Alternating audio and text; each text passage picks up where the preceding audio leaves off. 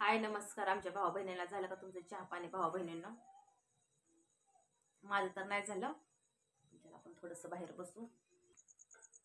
बाहेर बसले जरा येऊन मी.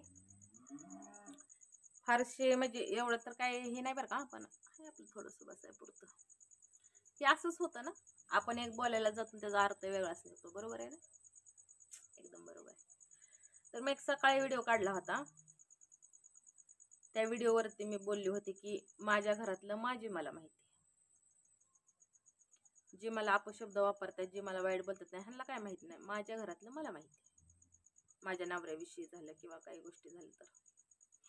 पण त्याचा अर्थ वेगळाच काढला, कारण की वारंवार तर मी माझ्या व्हिडिओमध्ये सांगत असते माझा नवरा काय कामाला जात नाही. दवाखाना करायचा म्हटल्यानंतर त्याला मूलभूत पैसा लागतो. पैसा असेल तर दवाखाना करू शकते. ते तुम्हाला सांगते टेस्ट टू बेबी, त्याला बी भरपूर असा खर्च येतो, त्यासाठी पण पैसा लागतो. तसं तर मला भरपूर असं भाऊ बहिणीनं मला सल्ला पण दिला की दत्तक बाळासाठी पण मला सल्ला दिलं होतं बरं का माझ्या भाऊ बहिणींनी. पण जरी दत्तक बाळ घ्यायला गेलं तर तिथं नवऱ्याचा पण सपोर्ट पाहिजे मला. तर प्रत्येक गोष्टीमध्ये आहे ना, नवऱ्याचा सपोर्ट महत्वाचा असतो. हेच मी दवाखान्याच्या बाबतीत मला बोलायचं होतं की दवाखाना हे करायचं म्हणलं तरी नवऱ्याचा सपोर्ट महत्वाचा आहे. तो सपोर्ट मला नाही. आता माणूस एक तर तुम्हाला सांगते वैतागलेलं असतं, रागात असतं, त्यात अजून तुम्हाला सांगते आपल्याला नाही ते काय गोष्टी बोलल्या जातात, त्यामुळं अजून डोकं टेन्शनमध्ये असतं. तर मी बोलली पण त्याचा काही भाऊ बहिणीने ना जरा वेगळा अर्थ काढलेला आहे त्याचा. व्यर्थ म्हणजे फारसा वेगळा अर्थ काढलेला आहे. आणि त्यात विषय काय होतो ना, मी असं काही गोष्टी बोलत अशा असा विषय होतोय. पण असं त्याच्याला तुम्हाला जसं योग्य वाटतं तसं तुम्ही बोला. आणि अशा बऱ्याच ठिकाणी आपण बघितलंय बघा ना तुम्ही.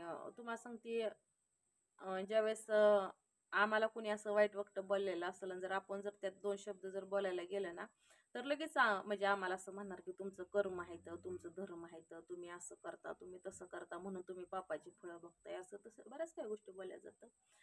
मग हे जे आपल्याला वाईट वाईट बोलतात त्यांच्यावरती हे लागू होत नाहीत का शब्द? कारण की तुम्ही पण कुणा तरी वाईट शब्द वापरताय, कुणाविषयी वाईट विचार करताय, कुणाला वाईट बोलताय, कुणाचं मन दुखल असं बोलताय. बरोबर आहे ना? आणि देवायचं म्हणजे तुम्हाला सांगते देवांचे फोटो ठेवायचे, त्याच असं येऊन मग दुसऱ्या विषयी असं वाईट वाईट बोलायचं. आता एक तर तुम्हाला सांगते ताई आहे का दादा आहे, त्यांची प्रत्येक वारंवार वेळी वेळी तुम्हाला सांगते त्यांची एकच कमेंट असते. मी अनेक वेळा सांगितलेलं आहे, तुम्ही असं चुकीचा म्हणजे चुकीचं तुमच्या मेमरीमध्ये ही समजून घेऊ नका की तुम्हाला सांगते आता मध्यंतरी म्हणजे जे बहिणीचं माझं आणि मेव्हण्याचं जे प्रकरण झालं होतं भांडणाविषयी, त्यालाच लागून अनेक लोकांनी ते लावून धरलेलं आहे. पण तो मुद्दा मागचा होता, रागामध्ये काही गोष्टी झाल्या. मी अनेक वेळा सांगितलंय, मी लहानपणापासून त्यांच्यापाशी राहिलेली. एक मोठ्या भावाचा दर्जा आणि एक बापाचा दर्जा असतो ना, तसं नातं असतं. आणि तुम्ही जी मला सारखं म्हणता ना, म्हणजे तुम्ही म्हणजे मी सगळ्या भावा बहिणींना बोलणार नाही बरं का, मी मनापासून माफी मागते तुमची. पण जे अनेक लोक जे मला बोलतात का नाही की मेहुण्यावर लग्न कर, त्याला मुलाची गरज आहे, असं झालं तसं झालं, तर जरा तुम्ही विचार करून बोलत जा जरा की तुम्ही कुणाला काय बोलताय, कसं बोललं पाहिजे आपण बाबा. ह्या गोष्टी आपल्याला योग्य वाटतात का ह्या गोष्टी? असं काय बाबा तुम्हाला दिसतं किंवा काय होतं ह्याच्यावरती तुम्ही बोलता. पण एखाद्याला टॉर्चर करायचं, एखाद्याला मानसिक त्रास द्यायचा म्हणून कुठल्याही प्रकाराने द्यायचा का? असं मुलांविषयी बोलून त्रास द्यायचा, परत अशा त्या बहिणीच्या नवऱ्याविषयी बोलून त्रास द्यायचा. काय मी तुम्हाला काय वाईट वक्तव्य बोलली किंवा काय झाले? कारण मी माझं सोशल मीडियावरती माझं काम करते, 4-2 व्हिडिओ बनवते, त्याच्यातून 4-2 पैसे मला येतात महिन्या 2 महिन्यातनं 3 महिन्यातनं जेव्हा पण येतील हे माझ्यासाठी मी खर्च करते, माझ्या घरपरपंचासाठी बघते. मी असं नाही की मी कुणाचं मागितलं किंवा मी कुणाचं घेतलंय किंवा मी तुमचं घेतलंय ह्यामुळे तुम्हाला राग येतो ह्या गोष्टींचा. मी मान्य करते की माझ्या व्हिडिओंना तुम्ही सपोर्ट करता, लाईक करता, कमेंट करता, परत मला चांगला सल्ला देता. त्याचा अर्थ असा नाही की जर काही चुकी नसून पण जर तुम्ही मला चुकीचं मार्गावरती घेऊन जात असेल किंवा मला चुकीचं बोलत असेल तर हे योग्य वाटतं का तुम्हाला? मला सांगा तुम्ही. आणि असं जर काय रागावैतागत जर आपल्याला असं कोणी वाईट वक्त बोललं आणि जर आपण 4 शब्द बोलायला गेले का नाही, लगेच मग तुम्ही लगेच मग म्हणायचं की गर्व आलाय, हे झाले ते झाले, लईच उडायला लागली, हवेत उडायला लागली आणि जनतेचा जीवावरती बसून खाताय, असं तसं परत तुम्हीच बोलणार. त्यामुळे तसं तर तुम्हाला सांगते, मी जास्त बोलायचा प्रयत्न करत नाही किंवा मी जास्त बोलत पण नाही. खरं सांगायला गेलं तर तुम्हाला मी ऐकून घेते, म्हणजे जेवढं सहनशक्ती आहे ना एवढं तर ऐकून घेते. पण जेवढं सहन करेल ना एवढं तुम्हाला सांगते बोलत राहतात बोलत राहतात बोलत राहते. काय काय माझ्या व्हिडिओमध्ये असं चुकीचं दिसतं की तुम्ही त्यावरती बोलता? बरं सांगा मला तुम्ही. कुणाला काय बोलते का मी? माझं जे असेल ते मी व्हिडिओ बनवते माझं.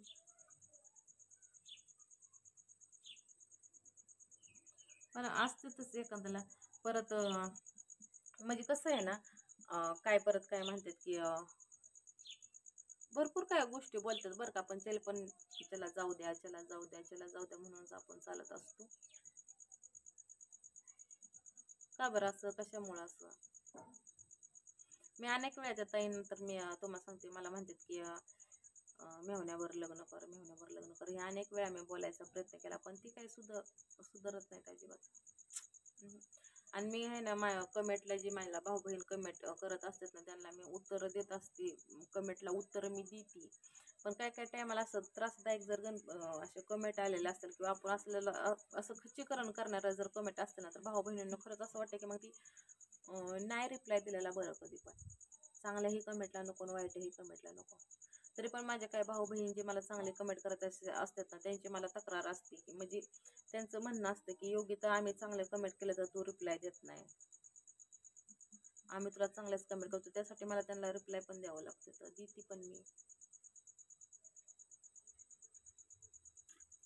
काय आता बोलायचंय तुम्हाला, काय बोलायचं ते बोला. आता मी वैतागली तुम्हाला सांगून सांगून. तर चला असू द्या. माझ्या ह्या मंगळसूत्राविषयी बऱ्याच माझ्या बहिणींचं म्हणणं होतं. एक ताईंची मला कमेंट आली होती की म्हणत होते की ताईंचं म्हणणं होतं की बाबा तुझ्या म्हणजे असं प्रत्येक वेळेला वेगळंच मंगळसूत्र असतं गळ्यामध्ये, तर एवढा टाइम कसं काय भेटतो मंगळसूत्र गाठण्यासाठी किंवा काय. तर मी झालं किंवा पूनमताई झालं, आम्ही घरीच मंगळसूत्र असं गाठायला शिकलेलो, कारण की घरीच मंगळसूत्र गाठायला येतं, घरीच गाठत असतो. तर गाठते जसं आपल्याला वाटेल ना, आता हे चांगलं वाटतं हे चांगलं नाही वाटत तर मग लगेच दुसरं गाठायचं, असं करायचं.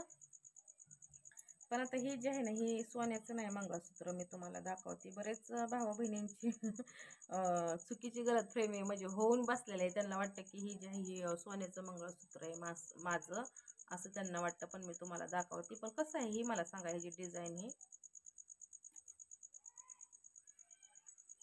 आता जास्त तुम्हाला सांगत असलं 1 ग्रॅम म्हणजे 1 ग्रॅमचं निघालेलं आहे, असंच लेडीज वापरतात.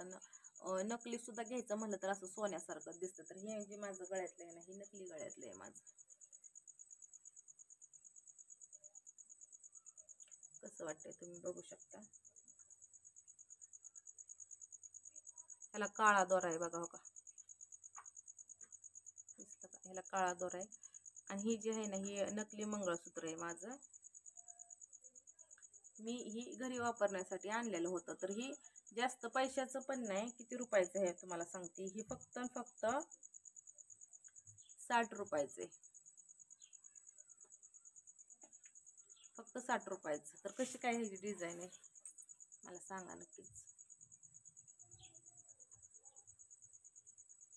हे काय सोन्याचं नाही, फक्त एवढंच की ती क्रशचे मणी, त्याला काय म्हणतात ते बाबा, रेषाचं मणी म्हणतात, भरीव मणी जे असतात ना, अशी ह्याची घडण आहे त्या मण्यांची, तशी घडण आहे. म्हणजे सोन्यासारखं दिसतं पण हे असताना नकली आहे, सोन्याचं नाही. तर मी घरी वापरण्यासाठी ही नकली आणलेलं होतं.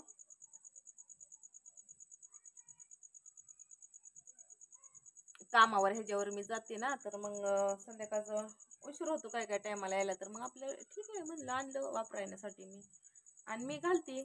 आता हे माझ्या गळ्यातलं पण नकलीच आहे, वापरते मी नकली. कधी घालू वाटलं तर मग ती माझ्या सोन्याचं आहे ते घालते, नाहीतर हे नकली असतं माझ्या गळ्यात. तर कसं वाटले तुम्हाला ही मंगळसूत्राची डिझाईन? नक्कीच मला सांगा. Bye bye.